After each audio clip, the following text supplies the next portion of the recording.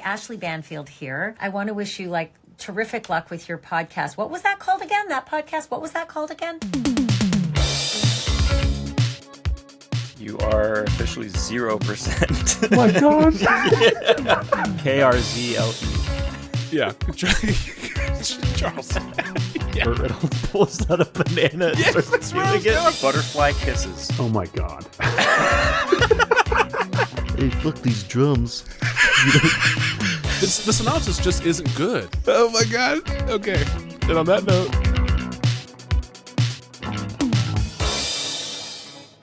Welcome, everybody out there, to another brand new episode of What Was That Called Again? My name is Thomas. I'm Will.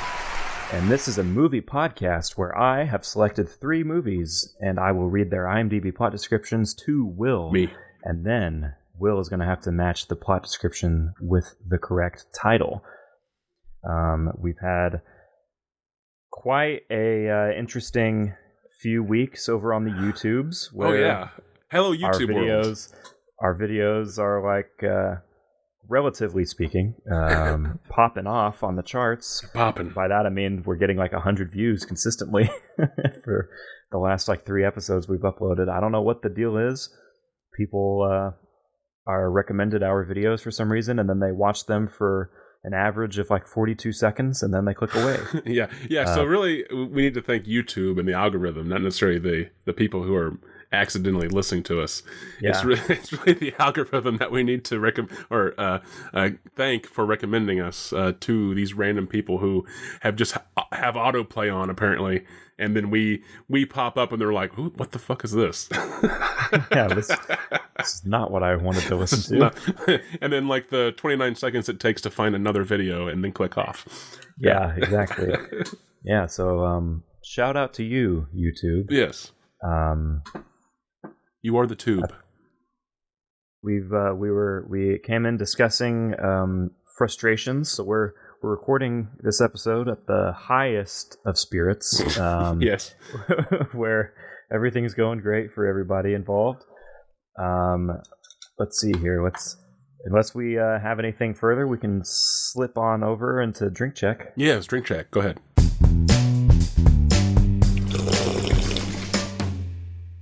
Today, I am working on 2 different drinks. This is unprecedented. Double fisting it. Holy cow. I have a homemade glass of carbonated water, podcast staple, made with my own filtered water straight from the faucet. Your own and carbonated in my soda stream. Okay, yeah, nice. Right. And then in my left hand, I have... What's your chaser? I have a... delicious cup of coffee. Wow! Carbonated water and coffee. That's a really daring combination. That's correct. So I'm having a solid start to my day here on this Wednesday afternoon. You're about to have a liquid start to your day. I hope so. I need some bowel movement. No, so I think a kickstart to your morning ritual, morning for you at least. Yeah, I like to do my business before I go to work because I don't like to number 2 in other places aside from home. So, even if he's getting paid for it, he will deny that to himself and stay at home. I respect that. Yeah, I don't know. It's a weird. It's a sanctuary. I've had, my whole life. Yes, I don't like to poo in places away from home. If I'm at a friend's house, I'm very uncomfortable about doing that in someone else's place. Domestic pooer only. That's correct. Makes sense. Unless it's necessary. Do you mind? This is really off topic now. Sure. Sure. Poo Chat. Poo Chat. New drop. Poo Chat. Poo Chat. No, this is one and only. Do you mind people pooing in your place? Do I mind people? Is it like an invasion of your private space or your sanctuary, or does it matter to you? No, not really. I mean, obviously not strangers who would be for some reason in my home. But if you were over here, for example, and you were like, man, I really have to take a dump, I'd be like, all right, well, the toilet's over there. Toilet's over there. I love it. I only use it. Yeah. I absolutely have no problem with that. But also, So whenever I first moved in here, the first purchase that I ever made was I ordered a bidet. Oh, fancy. I am never going back. I am never dry wiping again. So You've heard it here first. so that's another reason why I don't like to go in other places, because that makes sense. You just have that dry ass, super thin toilet paper, and it's fucking disgusting. Like in public places, like stores or yeah. Yes, so that's also why anytime I'm traveling anywhere, I always keep a thing of wet wipes. Oh, okay. I keep wet wipes with me. Because if I can't use my bidet, I'm using those. I'm never going to dry wipe ever again. All right. So there's poo check on the poo check. Poo Chat. Poo check.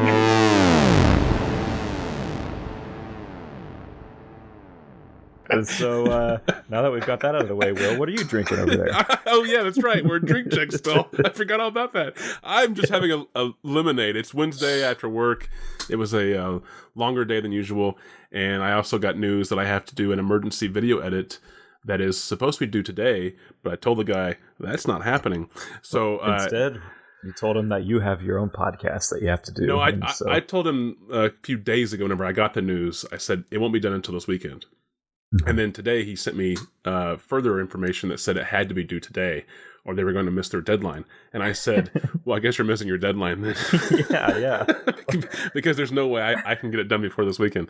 So I'm just having just a straight homemade lemonade, as homemade as I can do. And that's it. And I'm very good. I am excited. I'm ready to go.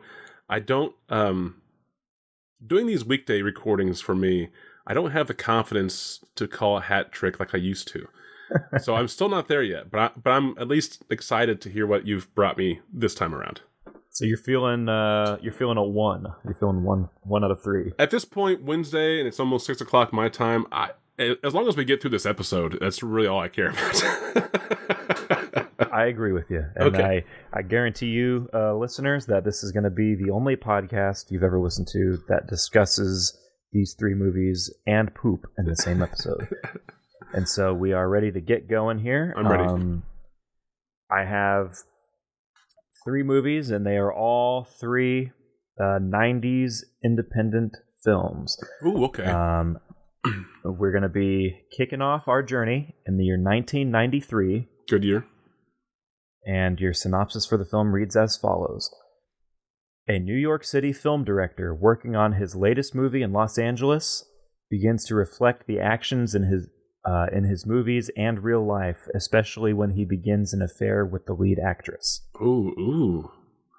Scandalous. Okay, so Yes. This is 93, New York filmmaker making a movie in Los Angeles begins to question himself. Begins to reflect the actions in his movie and real life. That's how it's worded. Okay, especially when he begins an affair with the lead actress. Okay, begins to reflect the actions in his movie and real life, especially whenever he begins an affair with the movie's lead actress. Yep. 1993, New York director in L.A., reflecting upon the actions in his movie and his own life. Okay, I think I got that one. That does not sound familiar. I was kind of expecting all of these to sound familiar, being that they're 90s indie. But I mean, that's also like a giant pot. So yeah. So I'm curious to find out what movies I don't know. Yep, we'll see if I'm actually really curious to see if you are aware of any of these 3. So I'm excited. Me too. Your next movie today is also going to be from the year 1993. Okay. No, not Jurassic Park. Oh, that's right. Yeah. The synopsis for this one reads as follows. A former thief, unbeknownst to a dead body in his car, drives to a bright future, but the men who planted the body now need it back. Okay, hold on. So I'm going to have you read this to me again, but first, I need to know, is the body unaware of the guy, or is the guy unaware of the body, as far as how this is worded?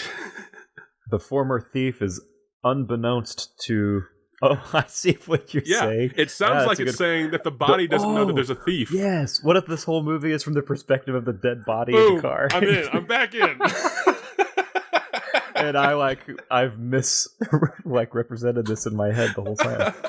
But I mean, Yeah, so- but am I wrong to think that that's not how this is written? That it's written from the perspective of the dead body, that the dead body, he or she, is unaware of the thief that's driving it around? It could be. Unbeknownst to the dead body means the dead body does. Unbeknownst to a dead body. Okay, so Yeah. So to read the whole thing Yes, again, thank you. really quick. A former thief, unbeknownst to a dead body in his car, drives to a bright future. But the men who planted the body now need it back. okay, I'm also this is already a fun movie. I'm already in. Yeah. So 1993, a former thief. Yep, So this guy he has gave that up. reformed himself, or someone has helped him reform his life. He's driving towards a bright future, and Yep. either he is unaware that there's a dead body, or a dead body is unaware that he is driving him. That's still Yes. ambiguous right now. However, while on this journey towards a bright future, the people who put the body in the vehicle need it back. And why would they need it back? That's one of the questions that I already have up front. Well, yes, but also why'd they put it there in the first place? Exactly. Yeah. Why did they put it there? And then did they put it there Oh, shit, where's temporarily in a random car? And then they were like, oh, well, I thought this car would still be here like 2 days later. Yeah. And then, why would you need to plant it there for temporarily? Why would you not put it somewhere permanently just up front? There's a lot of questions. And then is the background of the driver, the former thief, is that going to play into the fact that maybe they think he stole this body? Or did they know that... Do they know that the body was in there and they didn't realize the car was going to be picked up like you said? This is interesting. And then, so And we have also, to whose vehicle is it? That's what I was about to say. But we have to assume that it's his vehicle because he's a former thief. So why would he be stealing a car if he gave that up? Well, but it could also be a rental car. There's a lot of questions. It could be a rental car. 1993. Or it could be that this is the final act of the thief. He stole this car and was like, never again. I'm never stealing anything after this now. I'm just going to steal this car and drive to a future that's brighter for me. But then why would he be described as a former thief? Well, that's what I'm saying, is that was the last... There has to be a last thing that the thief stole. And I'm saying that maybe it is this car. But I think if this is the car that he's stealing that has a dead body in it, then he shouldn't be described in this description as a former thief, because he's still a thief as he's stealing this car with the dead body in it. Unless the car belonged to the dead person. And then he's just a driver. He's just a personal chauffeur. What if the dead person had given him permission to drive him to another place, and then the guy dies, but he thinks that the guy is just sitting in the car? And also, so I was going to ask that too. Also, what are you picturing whenever you hear that this dead body is being driven around? Are you picturing sitting in the passenger seat, in the trunk? Yeah, I definitely picture in the trunk. Because I was almost picturing too, maybe this is a hearse. Oh yeah, it is actually there's a casket with the dead body inside of it. Maybe. Okay. He gave up his life of a thief to drive a hearse. And then, for some reason, kept incredible. the hearse and is driving towards a brighter future. But also kept the body that he never delivered. But he's unaware that he didn't deliver it. Yeah, or he did deliver it, and then these men dug up the body and put it back in for some reason. There's a lot of questions because the body was planted. All right. Okay, well... Before I forget the first one, let's move on to the third one. We'll circle back around to this film definitely, momentarily. The final movie you have is from the year 1998. Okay, 5 years later. And the synopsis for this one reads as follows. Keep up now. Oh, God. After being released from prison, Billy is set to visit his parents with his wife, whom he does not actually have. This provokes Billy to act out as he kidnaps a girl and forces her to act as his wife for the visit. Okay. Okay, at first I didn't follow, and then I got there. Yes. So, 98, Billy is coming home from prison to see... For all of the listeners who couldn't see that, as I read that whole thing, Will hunched forward deep with his concentration. hands on his temples. deep It was focus. The visual representation of focusing really intently. Yeah, exactly. Sorry, go ahead. So Billy's being released from prison in 98, going home to see his family, his parents. They think he is bringing a wife, but he doesn't have a wife. This causes Billy to, whatever the verb was, go out of control or something like that. Yeah, act out. Act out. And basically kidnap someone who he then forces to pretend to be his wife. Yes. Okay. And that's not so bad. That one I actually get more than the driver driving the unbeknownst to dead body. Okay. Yes. Let me try to recap these now. The first one was 1993. And, okay, yeah, it was the New York filmmaker who's in LA making a movie that causes him to reflect upon the actions in the movie and his life, especially since he's having an affair with the lead actress. Correct. Okay. And then the unforgettable already, 1993 film about the former thief who's driving a dead body that one of them isn't aware of the other person or the other thing. Who knows yet who? But he's driving towards a brighter future. And along the way, as he's driving, the people who put the body in the car need the body back. Yes. Okay. That also does not sound familiar. By the way, I didn't say that earlier, but it doesn't sound... I wish it sounded familiar, because I wish I need to see this movie really bad. I wish I could go back in time and have already seen this movie. Yeah. And then the last film was 1998, and Billy is being released from prison, going to see his parents. His parents think he has a wife. He doesn't. This causes Billy to act out, and he kidnaps or does something to somebody to get them to basically play the role of his wife. Correct. Okay, close enough. All right. I'm ready for titles. I do believe. I'm really wanting titles because, man, I can't wait to title this Dead Taxi Driver. Whoa, you're oh, was that a title? ascribing an occupation to him? Oh yeah, that's right. We don't know what his job is. He's just driving. Yeah. He's just a former thief. That's all. Former thief. That's all we know. Okay, your first title I'm going to give you is going to be Dangerous Game. Oh, damn it. That's like one of those titles that's been used a lot of times. Dangerous Game. That sounds really familiar, but just in title. But is that the last one with Billy?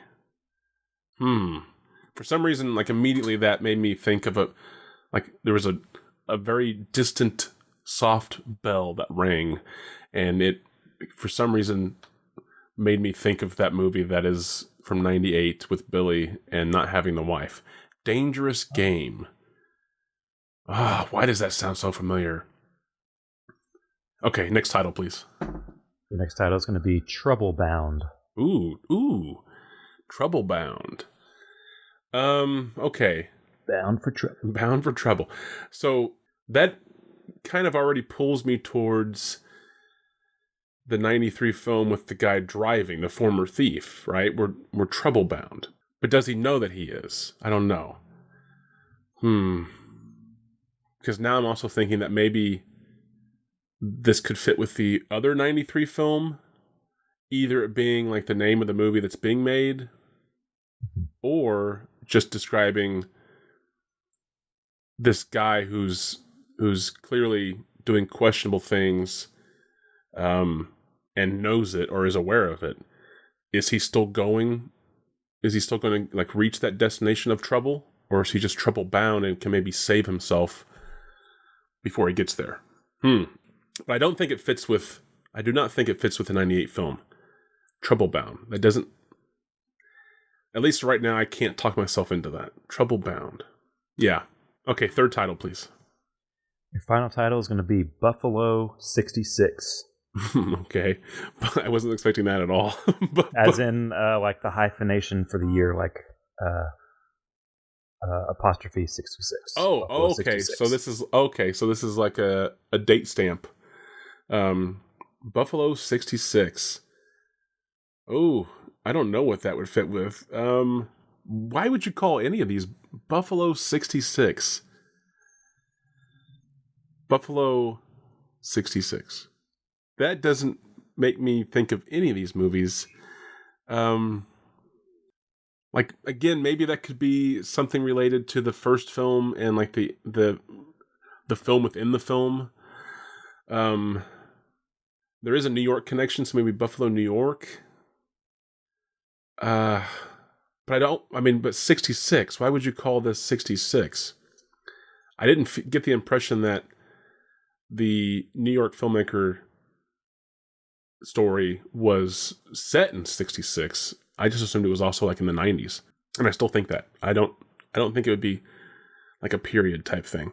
Buffalo 66, as far as the weird ass guy driving the car, I mean, maybe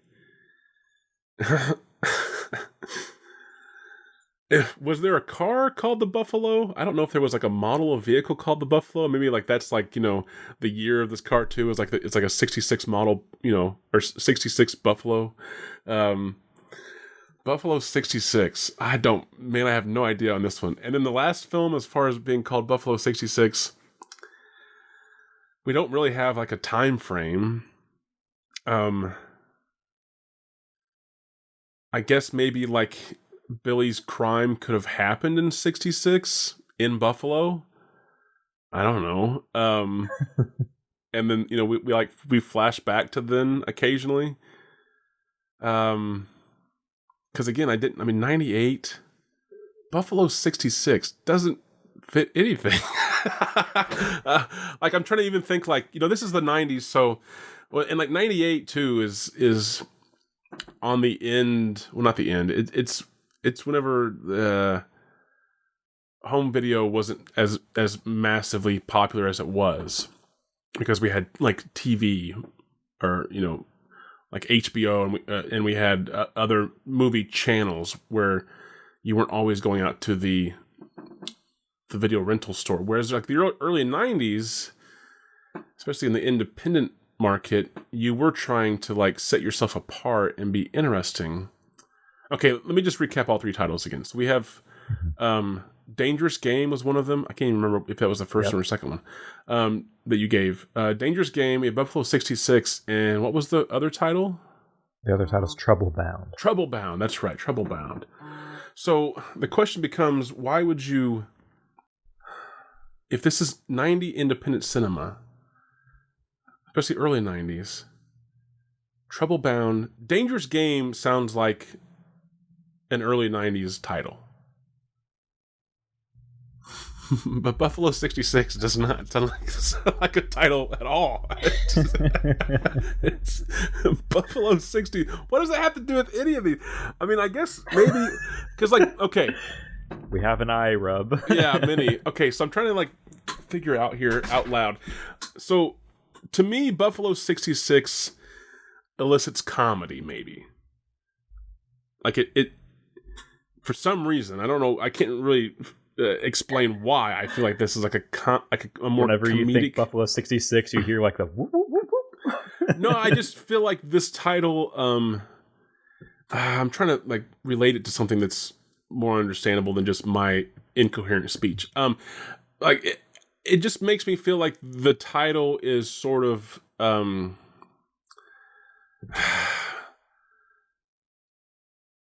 I don't know how to explain it, but I just feel like it's humorous for some reason. Oh, that's fine. Like it's almost like part of like an inside joke that we're not given the details of yet until we watch the movie. And the only movie that you've given me that feels comedic is the one where the dead body gets put into a car, the car gets driven away by a former thief, and then, oh no, slapstick ensues. Where'd the body go? We have to get it back.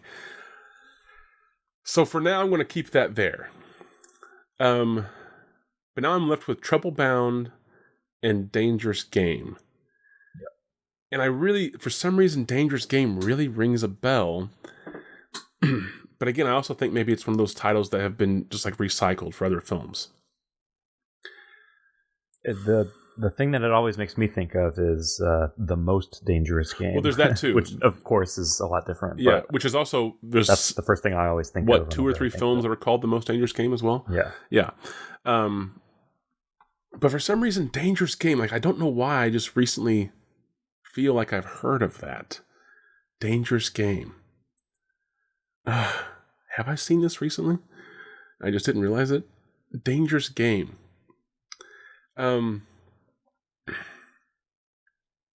Okay.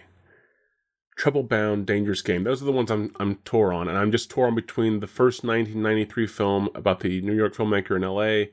and then the 1998 film about Billy saying he had a wife but didn't.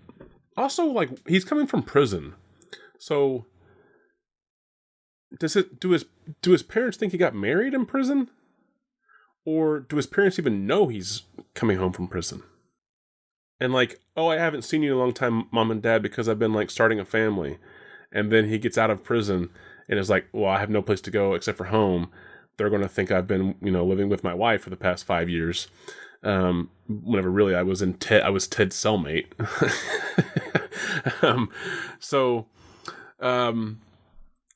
That's interesting. And then if they do think he got married in prison, why on earth would he tell them that? What is he trying to hide? That, hey, Mom, I got married in prison. Oh, great. I can't wait to meet her. Like, okay, why you could meet her before he gets out of prison. There's nothing stopping that from happening. I want to say that Dangerous Game is the 1998 film about Billy getting out of prison, saying he had a wife before he meets his parents, but he doesn't have a wife, and then he causes him to act out, and he kidnaps someone to force to be his wife. But because I want to say that is Dangerous Game, I'm actually going to flip it. And I'm going to go against what I think, because it seems to have worked out the past few episodes.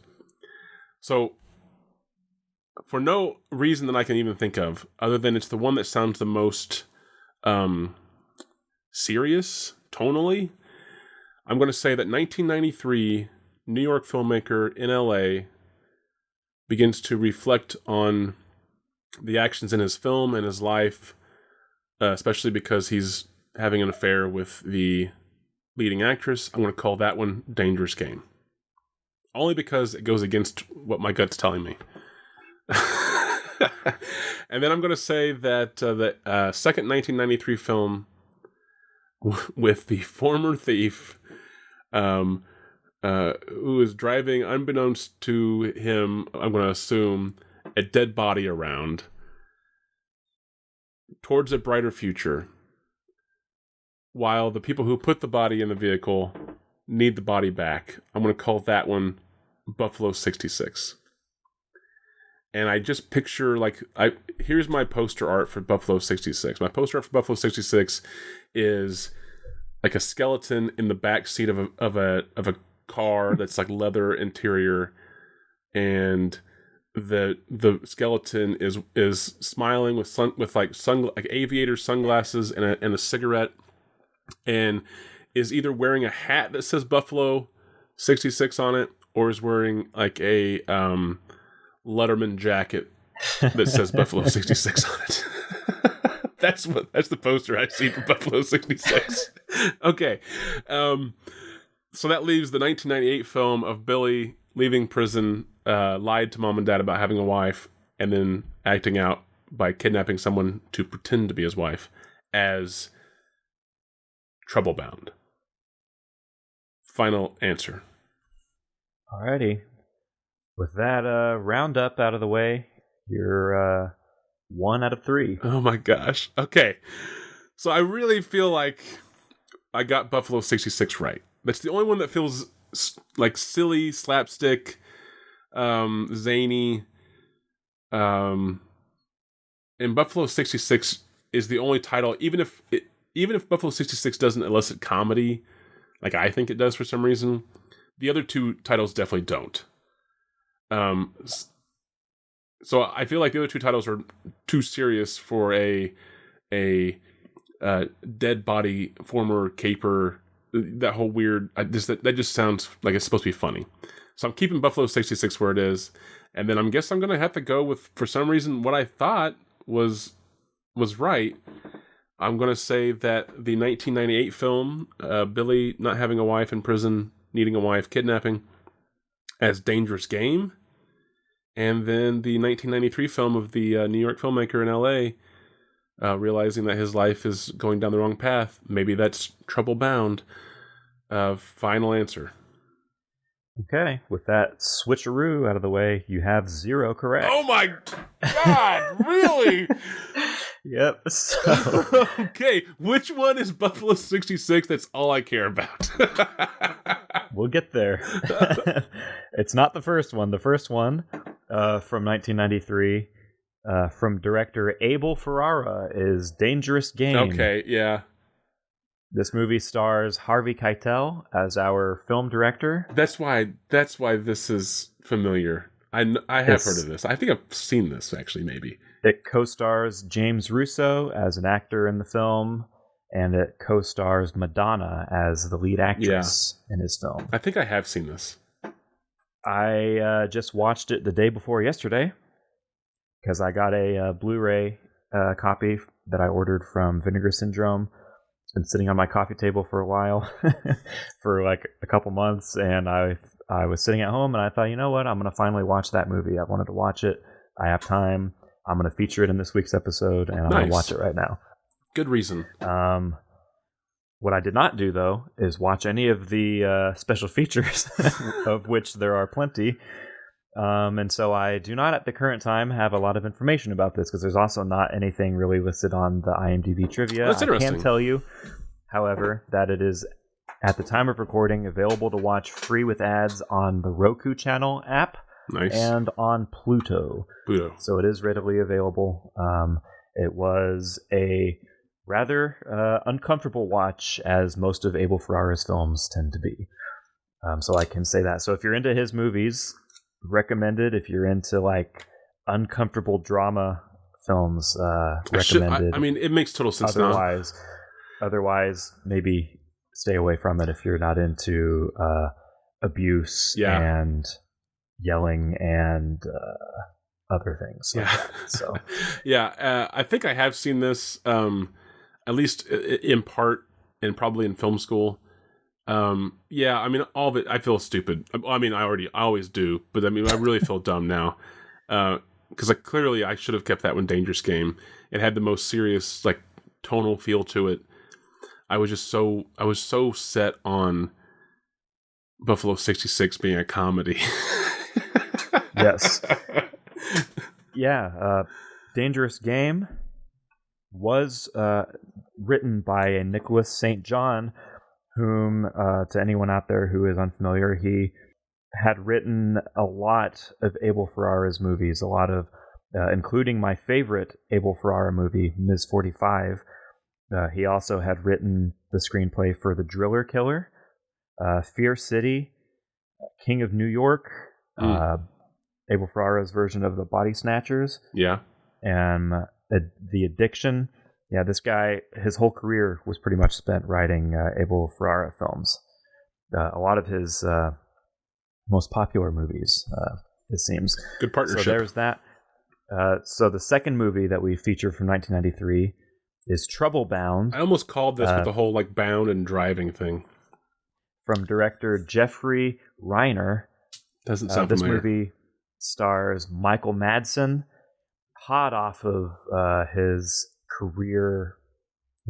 Probably, I'm sorry to say to Michael Madsen, probably his career peak with Reservoir Dogs the year before. There you go. And it co-stars Patricia Arquette, who the same year, if I'm not mistaken, was in Tony Scott, also written by Quentin Tarantino, True Romance. Oh. So there's a double Tarantino link, as was prominent throughout the 90s, I think. Right. I think almost everyone was like intermingling there, I think. Yeah. I think every 90s indie movie post 1992 had to have some kind of a Tarantino relation in some fashion. This movie also did not have a lot of information with it. I looked up the director of the film, Jeffrey Reiner, I did not really recognize much of what he had been associated with before or after this movie. So he did have somewhat of a TV director career, it looks like, afterward, including he directed a couple of episodes of the TV show Fargo, even. Okay. 12 Monkeys. So he had Homeland. So it looks like he did have a decent TV career after this start in the 90s there. But we will end our discussion here with Buffalo 66 from 1998 from director Vincent Gallo. This is probably the most well-known of the three movies. Really? This movie has quite the reputation in a positive light. I have seen this movie. I watched this one probably like 6 months ago or so.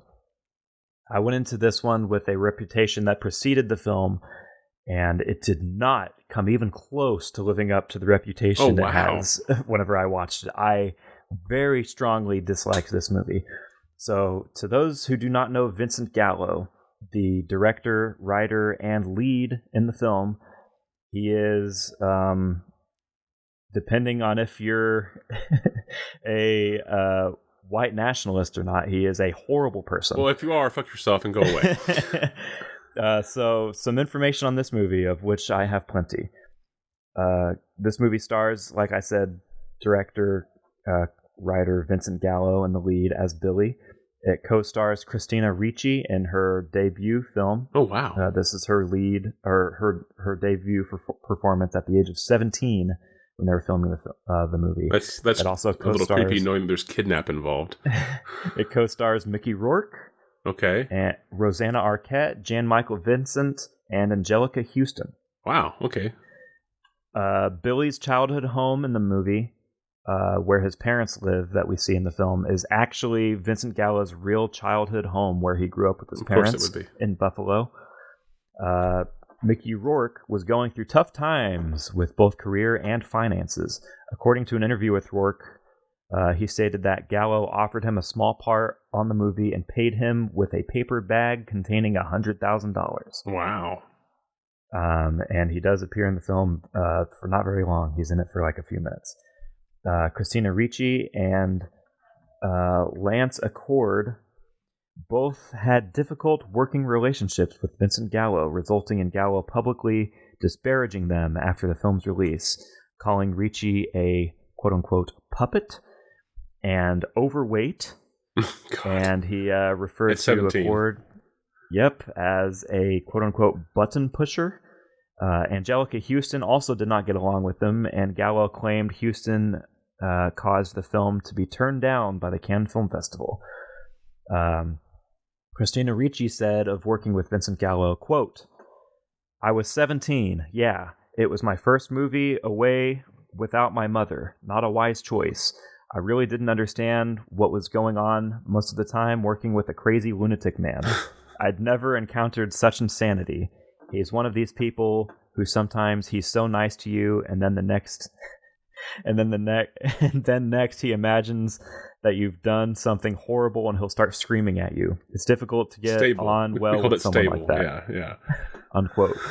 When asked if she saw Gallo's next film, she responded, quote, "Oh, I didn't see it. I have no interest in seeing anything he ever does again." There we go. When asked by an interviewer if he was Jewish, I don't know why an interviewer asked Vincent Gallo this at one point randomly, but this was something that I found. He was asked if he was Jewish, and he replied, quote, "No, I do not have the Jew gene." Okay, fuck this End guy. Quote. He also once authored an anti-abortion opinion piece.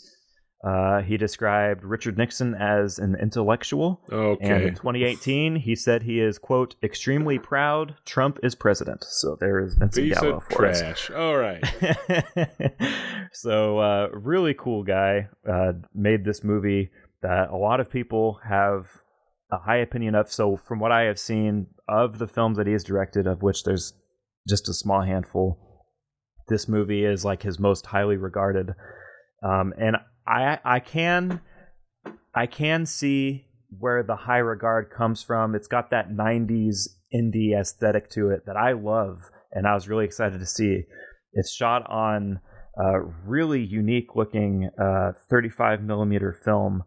It has a very unique look and feel to the whole movie that I really appreciated. The performances, I will say, are very good. It was shot on reversal film. Yeah, the performances are very good. A lot of people have respect for it, and if you like that movie, I'm glad you like it. You can be wrong. Not for me. Not for me. So, with this little descriptor of these events, how do you feel about the ranking? I'm not sure yet. Movies? I would like to ask, if I can. Yeah. What are can I get the tags for all of these? Like, we've been doing this lately, where you'll like read the little tags that IMDb puts on, and you don't have to read them all. Just give me a couple from each. Sure. So yeah, there's a little section on the IMDb listing for all these movies called plot details. Plot details, that's what it's called. And it's essentially little tags for these movies, because you can click on them and then it'll give you other movies that have these same plot details listed. So plot details for Buffalo 66, of which we have many. Sorry, this is for Buffalo 66? Yes. Okay. We have Man Wears Tighty Whities. So I can think of one other film that's an important feature of. Posing as someone's girlfriend. Okay. Kidnapping. Bathtub. Oh, fantastic. Bathtub. Dysfunctional family. Bowling. Briefs. White briefs. Tighty Whities. So this is a major part of this movie. If you go by the plot details listed on here, yes.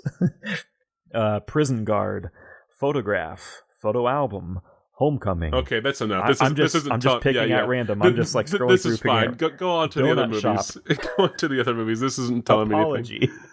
Tighty Whities is all I got out of this shit stain. Yeah, you would think that is a huge. The only other movie that I can even like imagine with Tighty Whities for some reason is Turner and Hooch. Tom Hanks is like running around in Tighty Whities. Right. I was thinking of the Tom Cruise shit. What was that called again? Where he comes in like sweeping. Oh, Risky Business. Risky Business. Yes.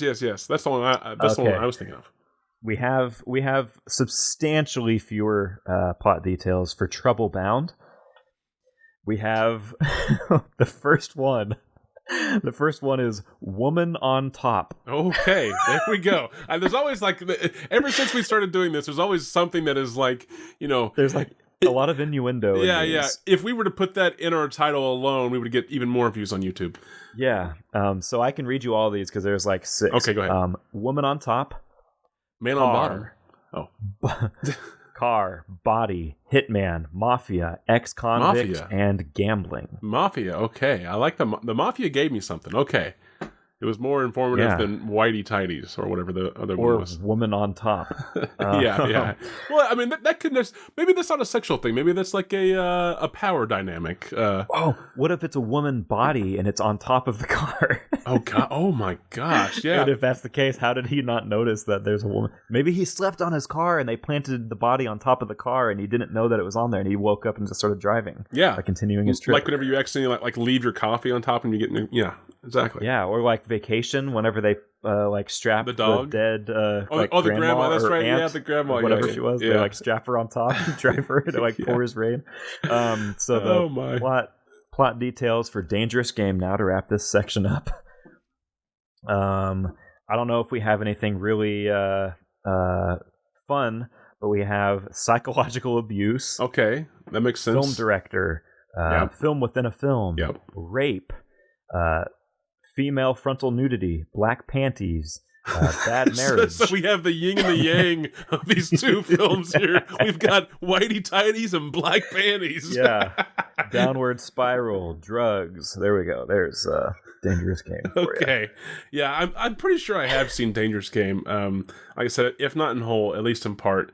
And I remember Madonna is fantastic in that film. I Harvey remember, Keitel always great. Right. And Madonna is amazing. And that's where I kind of think I have seen this film. Is I remember Madonna and I remember Harvey Keitel in scenes together. And for some reason, That's all I can bring up from this memory. This really faint memory. But yeah, I think I have seen this. Okay. Yeah. Now, as far as my ranking goes, I don't know. I feel like this is maybe a pretty wide range, and Okay. I At this time, I will not confirm or deny. I'm not going to give you any. That's fine. Any leans. The Whitey Tighty was enough information. That's all I needed. Okay, so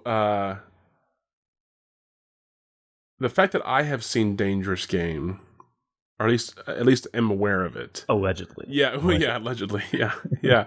No proof. And then you said that Buffalo 66 was the most well known of these three. That's really interesting. This is the one before the Dangerous Game Blu-ray was announced. That Buffalo 66 was the only one that I was personally aware of in advance. Yeah. Okay. Let's see here, but it's Keitel, so I mean, I feel like I got to give that an extra bump, and Able too. But those are hard. I mean, those movies are harsher. Some people don't like those. Okay. I will say that one thing that I will tell you is based on the number of IMDb ratings that these films have. Yeah. Dangerous Game has a little over 4,000. Trouble Bound has barely over 1,000, and Buffalo 66 has over 60,000. Wow. Really? Yeah. Okay. I've never heard of Buffalo 66. I will say, yeah, so, my range, I think the range is going to be pretty wide. I think the lowest will be right around 5, 5.2, 5.1, 5. And I'm going to say the highest is going to be like 7.5. Like 7.4, 7.5. So like almost like basically a 2-point spread here. I'm still going to say that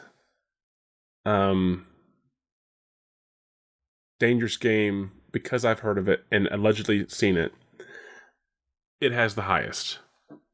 And then I'll say second is Buffalo 66. And then I always love your rationale. Sorry to cut you off. I always love your rationale whenever you're doing the rankings. Whenever you're like, I've seen this one, so I'm going to guess that it's the highest. Well, and I'm only going to say that just, not because like I only watch good movies or whatever. I'm just saying that because I clearly don't only watch good movies. I just mean that it has probably a higher likelihood to have been on like HBO or to be on some kind of premium movie channel whenever I was growing up, or something along those lines where like I had more access to it because it was more acclaimed, is what I mean. Yeah. Right. Yeah. Because if it was a shitty movie and I've seen it, I would probably recall it more. Right. Dangerous Game is first. Second is Buffalo 66, only because of this weird high number, and I guess I've never heard of this. And then I will say that that leaves Trouble Bound as last, but only because it just seems the plot still seems really weird. Yeah. So coming in third, the lowest rating of the three is Trouble Bound. Okay, that's what I said. A 5.5 out of 10. I was close. Okay. I did forget to mention that Trouble Bound at the time of recording is not actively streaming for free anywhere or anything like that. However, it is available for a 99-cent rental. And I actually, last week at the time of this recording, I actually purchased digitally this movie from Amazon for like, I have not seen it. It was $4. I haven't watched it yet. I actually might. Yes, this is one that I've had on my watch list for like probably 3 or 4 years. Whenever I lived by myself in that apartment, I discovered this movie on Amazon just scrolling through, and I added it to my watch list, and I forgot all about it. As we do.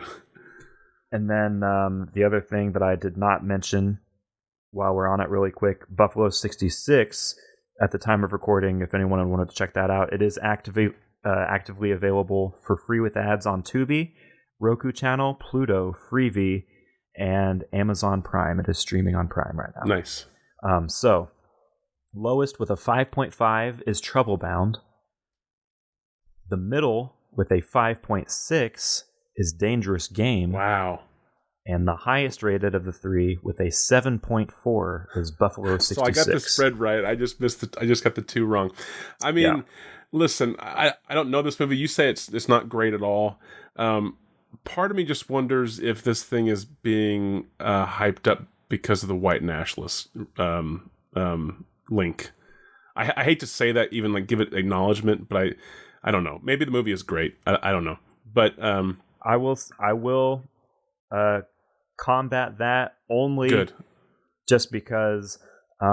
So on my personal Letterboxd account, the people that I follow, whom are absolutely not right wingers, everybody that I follow personally on Letterboxd has given this 4, 4.5, or 5 stars. All right. So, including I'll stand down. One film critic that we are fans of who gave it 4 stars. Really? That one? Despite never liking anything. Really? Okay, then. Well, then I'm completely wrong. lovely man, Chicago film critic, 4 out of 5, despite never liking anything. Yeah, I'm completely wrong. Okay. All right then. So clearly there's something to this movie, despite its maybe director Sean Baker calls this a classic in his review. Yeah. Okay. So I am in the minority. I will say that. Clearly. All right. Do we have a quote? I do have a quote for you. So this quote, for any first time for some reason listeners. This is where I have pulled a quote from IMDb from one of these 3 movies. I'm going to read it to him in a character or characters of my choosing to Will, and then Will is going to try to guess which movie the quote came from. And this is going to be one of these times that I have 2 lines of dialogue. Okay. One from one character, one from another character. Okay. And you've only seen one of these films? I have seen 2 of them. Okay. The only one I have not seen is Trouble Bound. Okay. So this could be a character that you've never even seen. Correct. Or Possibly. it could be a character that I have seen. and you're just going to throw me off. Okay. So, as listed on the IMDb quote section, your quote reads as follows. Can I request something? Sure. Go ahead and give it in a character of your choice, but then I also want you to almost immediately say it again in your best Harvey Keitel. Oh God, that's gonna be awful. Okay. So go ahead and give it first in whatever character you want. I have like the ability to do an interesting It'll just be on that. Ringo Starr again. Probably. Okay, here we go. So as listed on IMDb, here is your quote. Remember, first line is one character. The second line is another. There's 2. That's right. Okay, so it's 2 characters. One is okay. Got it. All right. What do you do for a living? I used to do nothing. Then I retired. All right. Okay, since there's 2 characters, I won't force you to do Harvey Keitel unless you want to do like Harvey and I don't know. I really don't even think I have like an interesting ability to do something even similar to Harvey Keitel. Okay. I'll save that for in the future then. It'll be a lot funnier just the thought of me trying to do it than it would be actually me doing it. So it's what do you do for a living, and then nothing, and then I retired? I used to do nothing, right. Then I retired. I used to do nothing, and then I retired. All right, well you cut off those G's. There's 2 people here. I feel like maybe these are our 2 guys who put the body in the car and then are now looking for it again. So I feel like this is Trouble Bound. All right, it is Trouble Bound. However, I am assuming you are inaccurate because the first. That's really like the easiest thing you could ever assume is that I'm inaccurate. The what do you do for a living is asked by Patricia Arquette's character. Okay. And I used to do nothing, then I retired is delivered by Michael Madsen's character. Okay. And I have to assume, possibly incorrectly, but I am assuming that Michael Madsen is our former thief. Oh, okay. Who doesn't know that the body is in the trunk or in the car? But of course, I don't know that. Right. The body isn't like given a credit, is it? That we know of. Oh man, I hope so. I hope there is just a body. Billy Bob Thornton is in this as Coldface. Okay, that's the body for sure. I hope that is. Billy Bob Thornton. Cold face. That's what they call him. Like that. A little cold cast face Billy back Bob there. Thornton. Yeah. And he doesn't have any lines or act. He just fucking lays there stiff. It's like a Weekend at Bernie's, but it's just, it's a mob film. Oh man. Okay. Yeah, that's fantastic. I mean, I like that idea. That's the one you haven't seen, correct? That's correct. Okay, so where does this line take place? So it's between who again? A female actress and What Do You Do for a Living? Delivered by Patricia okay. Arquette. So she's I Used to asking. Do Nothing, Then I Retired. Delivered by Michael Madsen. Which we assume is the former thief. I think I may incorrectly have assumed that, yes. And I'm only saying that because I'm looking at the poster artwork on IMDb. Is Billy Bob like slouched in the back anywhere? He is not on this cover artwork. He's the fucking dead guy. But his name is on the cover. Well, His name is on the poster. Of course, yeah. So the poster artwork is Patricia Arquette sitting in a convertible doing her makeup, and it is Michael Madsen and another actor with a bandana on his head leaning against the side of the car looking at her. Okay. And so I'm going to assume... no, that's... Okay, my assumption is not correct. I was about to say that I think Patricia Arquette might be the driver who doesn't know that there's a body. However, the description that I read from IMDb specifically says, unbeknownst to a dead body in his car... His car, yes, it does. ...drives to a bright future. So I don't know what the fuck's going on. So sorry, that was all just a waste of time, I guess, me talking just now. So where does this scene go with these two lines? Okay, so we have to figure out who her character is and who his character is. So if we're assuming, but based on the poster alone, can you show me the poster real quick? And yes, we post these posters on our Instagram, WWTCA Pod Instagram.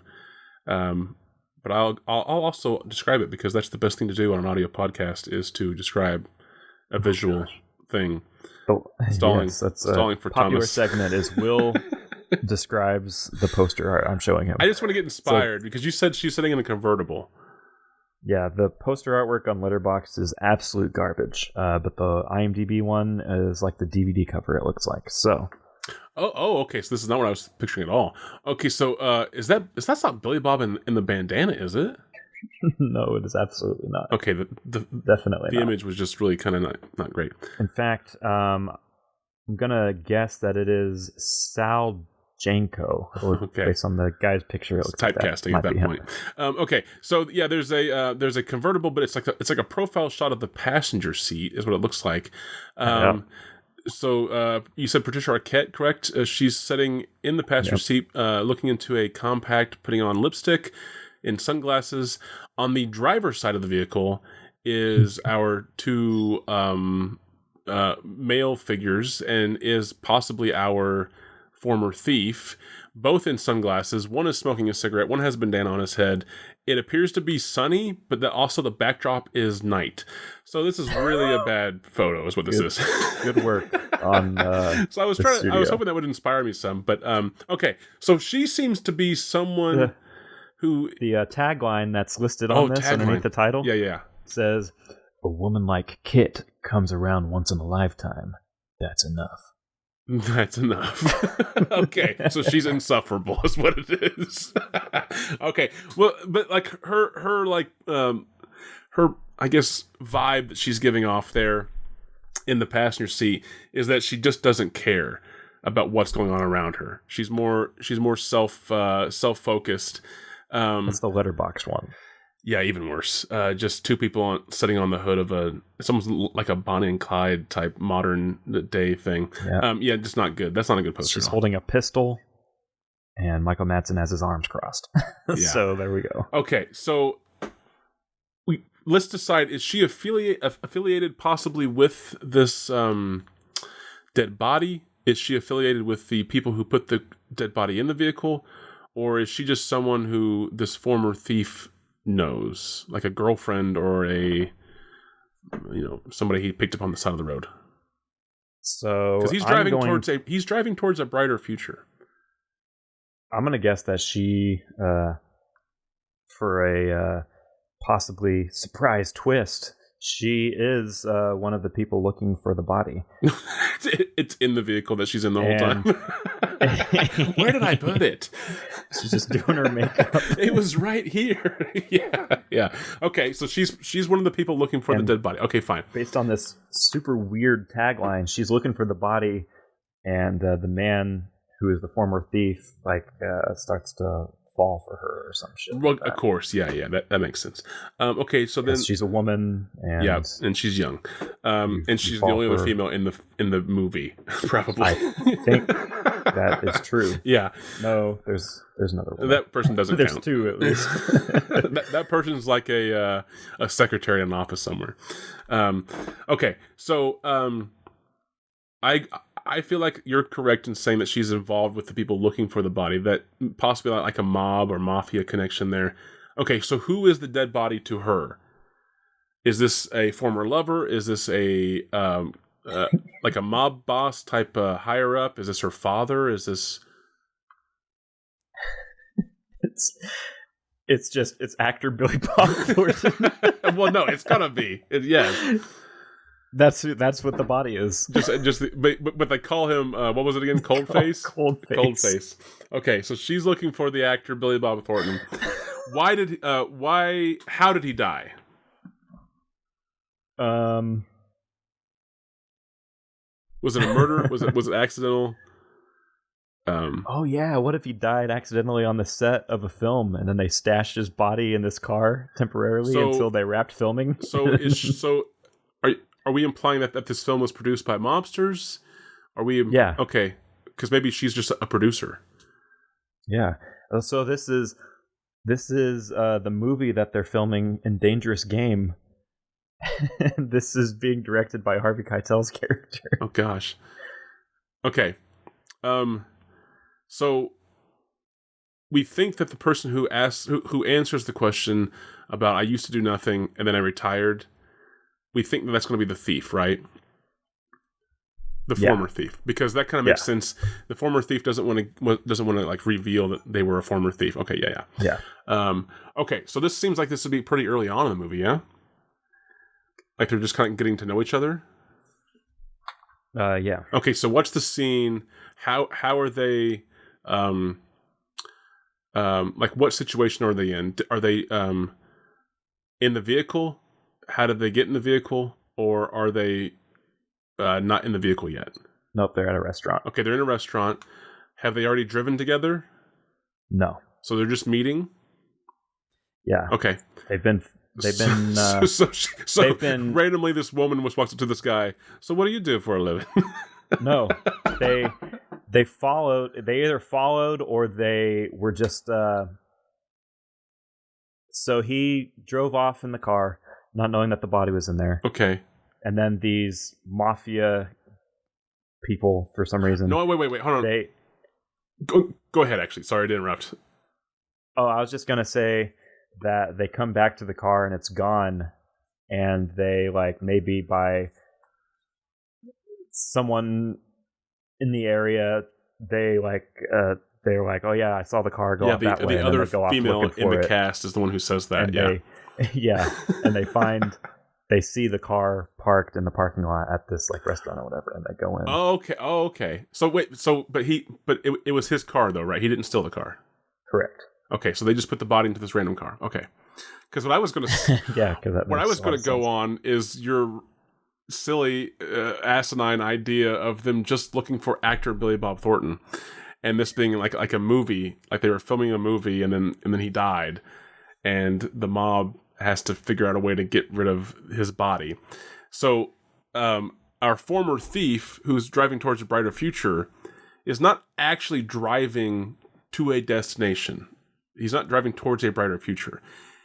He's driving as in he is now a driver. He is like a set driver that drives around the movie stars and the people on the set, right? So his job is just to get in the vehicle, they tell him where to go, and he goes. right? And Billy Bob's just like in the back. Exactly, right? Baseball cap on. And then she gets in because she has to, not give it away that Billy Bob isn't just drunk or whatever in the back, right? So she's trying to be the distraction to the driver the whole time. So you're saying that this is before that though, and they're meeting in. He's on like a long drive, and it's in the like western heat, and he's just like, "Whoo, Billy, man!" he's actor type, so they stink. If you don't mind me saying, Mr. Thornton, excuse me, but when's the last time you showered? So you're saying still that this isn't a restaurant, correct? That they said this line between each other. Yeah. Okay, which is fine. Are we still going to say that it's the first time that they're meeting? So they haven't driven together. Correct. Okay. So maybe this is just her like seeing if this guy is going to be able to do this job without causing any troubles or whatever. So she comes in. She our former thief is like maybe on like a breakfast break before shooting starts or whatever, and he's in this diner, and she comes in as like the producer mob connection, and she's been told that there's a driver who might be available to help her with her her task. So she goes in and asks him, okay. So I like that. And so then she like introduces herself and just says, I heard you're like the set driver or whatever. Yeah. She sits down, small talk. And then we have this line of, what do you do for a living? And then he says, I used to do nothing. And then I retired. Okay. So then what happens next? That's what I want to know. You're hired. Let's go. Yeah, she goes through his. He's like, yeah, I've driven Barbara Stanwyck. There you go. For 6 months, I drove for. I've only been doing this for less than a year, just trying to. Yeah, I did a couple months driving for Catherine Bigelow. Yeah, like I my references, whatever, I guess. Yeah. Okay. Yeah. So she's like, well, we got Billy Bob Thornton for you. we call him Coldface because he doesn't because once he's in character, he doesn't ever speak unless he's in front of the camera. So he's called Coldface because his face is just frozen. Don't ask any questions. He won't answer them. He might seem a little standoffish, but he seem a little stiff. But he's just method. You know how these guys are. So we have to get Mr. Thornton back. Like maybe they're shooting this in like Vegas or something like that, right? And they have to get him back to LA without anyone knowing that he's dead. She's just like, we have to get him back to LA. And then our former thief goes, well, can't we just like put him in an airplane? And that's where we learn that Billy Bob has a death, like a huge phobia to flying, and he can only drive, especially once he's in character. Or even funnier would be if she says he has a huge fear of flying, and then the driver goes, "Oh, I didn't know that about Billy Bob," and she goes, "Oh, well, not him, but his character. He's in character, and his character has a huge fear of flying, so he can't break character yet." To drive him across the fucking country because well, it's only 2 states. It's only 2 states, but just across the desert. Because I like the idea of the desert, like you said. And then like every time we stop, the driver's like, "Does he need to go out and go like pee or anything? Like what's?" He's so to keep with your like slapstick kind of comedy, which idea that you had earlier. It's just Billy wants to go to Vegas. Just wants to go to Vegas for the weekend. Yeah. And so they're driving him to Vegas, and then we get to have a whole sequence where they're in Vegas, and it's like the shots of like the Vegas Strip with all the lights and stuff, and then the shot on his dead face, like with the lights reflecting. And he's got glasses on, of course, so like the lights are going by in the glasses. Yeah. It's got like the big band music playing. Yeah, like the old Sinatra stuff. And then, of course, because it is the Sin City, our two front seat riders have to, kind of get lost in the majesty of the lights and the glam and the glitz or whatever. And they want to have fun together. But like, what's the excuse that we have to come up with as to why Billy's going to stay in the car? His character doesn't like gambling. Oh yeah, Billy Bob himself wanted to go to Vegas, but his character can't gamble, so he's in a pickle right now. So he'll just stay in the car and take it in as Billy Bob, but actually avoid it as his character in the film. There's like they're getting out of the car, and like Michael Madsen gets out and shuts the door and like leans over and says like, "Hey, we're gonna go in here. Are you sure you don't want to join?" And there's a shot of Billy Bob's body, and he like kind of slouches over. he just moves ever so slightly. Michael Madsen's like, "All right, we'll bring you back some chips or something." Yeah. All right, I like that a lot. I don't believe we're anywhere close at all. Other than I really do kind of maybe think that Billy Bob might be the dead guy. Just because it's Billy Bob wants to go to Vegas, but his character can't. So the whole trip is just a waste of everybody's goddamn time. Yeah. Okay. Just to wrap that up, though. So, let's assume that is the plot, which it's definitely not. But it doesn't even make any sense. No, it doesn't. But why did they really take Billy Bob's dead body to Vegas? Is it like is that where like the mob is that is dealing with this potentially? Yeah, like that's where they were supposed to. That's where they were supposed to bury him or something. Put him in like a. Is that what you were talking like something? Out in the desert, like right? Bury the body out in the desert or whatever. But clearly, like the driver can't be involved in that, so they have to like drop him off somewhere. He gets picked up. Okay, I like that. I really. I mean, there's no way that's the movie at all, but I really hope that we at least got something right. I mean, I need to watch this very soon, and if they are, at least if part of the plot is actually that they're going to Vegas, I think they are because will lose my mind. In that one poster, it looked like there might be like Vegas-y lights in the background. Yes, yeah. So if they're even going to Vegas, that consider this a win because I think that's. So yeah, watch that. Write about it on our letterbox for sure. This is our remake of Swingers, except with the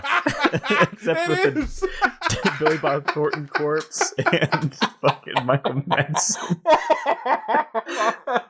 Well, what would we call our version if not Swingers?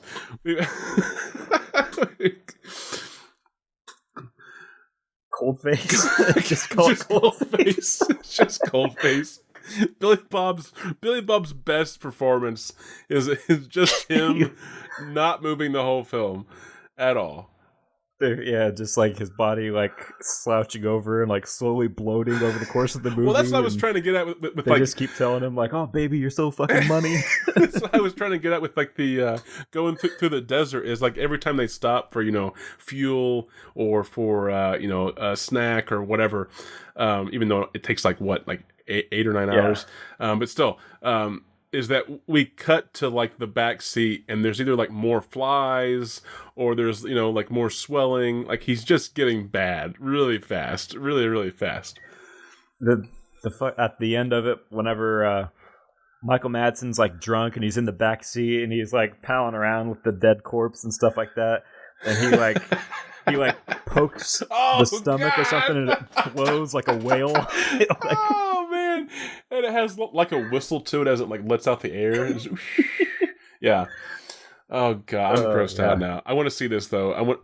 It sounded fun already. If anything is even close to what we said, it'd be even better. What was that called again though?